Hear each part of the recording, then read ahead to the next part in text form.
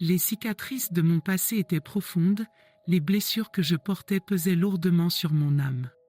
Ayant grandi dans un foyer marqué par les abus émotionnels et la négligence, j'ai été conditionnée à croire que ma valeur était liée aux opinions des autres. En entrant dans l'âge adulte, ces croyances se manifestaient sous forme d'un cycle implacable d'anxiété, de dépression et d'un sentiment écrasant de vide. Mais un jour, quelque chose a changé en moi. C'était comme si une voix, longtemps réprimée, commençait à émerger des profondeurs de mon être, me poussant à affronter mes démons et à retrouver mon sens de soi. Je me suis tournée vers la psychologie, cherchant le réconfort dans les œuvres de Carl Jung et René Descartes, et de manière inattendue, j'ai trouvé des conseils et de la force dans les pages de la Bible et du Coran. Les théories de Jung résonnaient avec ma quête de compréhension des racines de ma douleur. En explorant mon inconscient, je me suis souvenu de souvenirs vifs de mon enfance. Un souvenir, en particulier, ressortait, un moment où les mots durs de ma mère avaient brisé mon innocence.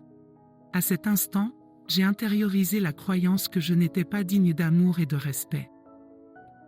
En dénouant ce souvenir, j'ai réalisé que la dysfonction de ma famille n'était pas unique à nous, mais qu'elle était la continuation de schémas générationnels. Le concept de l'inconscient collectif de Jung a illuminé l'idée que mes expériences étaient liées aux luttes de mes ancêtres. Cette révélation m'a aidé à contextualiser ma douleur, comprenant que mon voyage de guérison n'était pas seulement pour moi-même, mais aussi pour l'héritage que je portais en moi. Avec la philosophie de Descartes comme guide, j'ai entrepris un processus d'auto-questionnement. J'ai remis en question la validité des pensées négatives qui me tourmentaient depuis des années. L'accent de Descartes sur le doute m'a donné le pouvoir de contester les récits déformés que j'avais intériorisés. J'ai appris à identifier les distorsions cognitives et à reformuler mes pensées, me libérant progressivement des chaînes du doute en moi.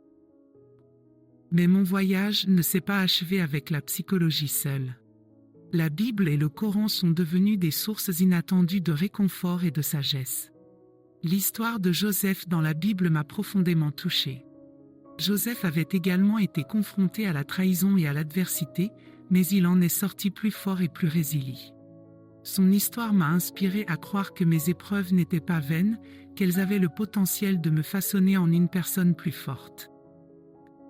De manière similaire, les enseignements du Coran sur la persévérance et la confiance en Dieu m'ont apporté un sentiment de réconfort.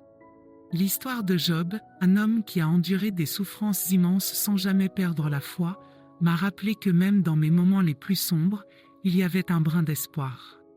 L'accent mis par le Coran sur la recherche de refuge dans la miséricorde de Dieu faisait écho à mon désir de guérison et de restauration. À mesure que mon voyage progressait, j'ai commencé à intégrer les leçons de Jung, Descartes, de la Bible et du Coran. Le concept d'individuation de Jung est devenu ma lumière guide. Je me suis lancé dans un voyage créatif, adoptant l'art, l'écriture et la danse comme moyen d'expression personnelle.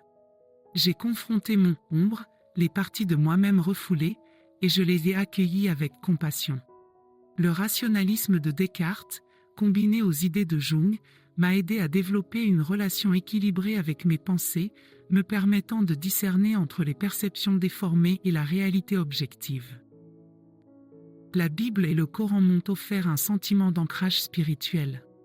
J'ai appris à m'appuyer sur la foi en moments d'incertitude, trouvant du réconfort dans la croyance que mes luttes faisaient partie d'un dessein plus grand.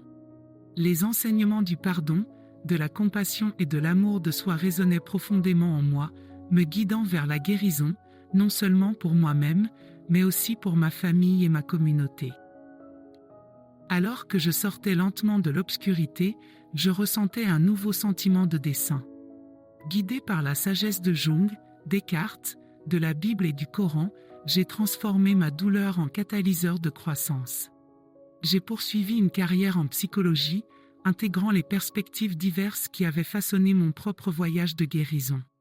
Dans mon travail thérapeutique, j'ai aidé d'autres personnes à surmonter leur traumatisme en utilisant la sagesse combinée de la psychologie et de la spiritualité pour les guider vers l'intégralité. En regardant en arrière sur mon voyage, je suis humble face au pouvoir transformateur d'embrasser des perspectives multiples. L'exploration de l'inconscient par Carl Jung, la méthode de doute de René Descartes, les histoires de force tirées de la Bible et la guidance spirituelle du Coran se sont unis pour former une tapisserie de guérison.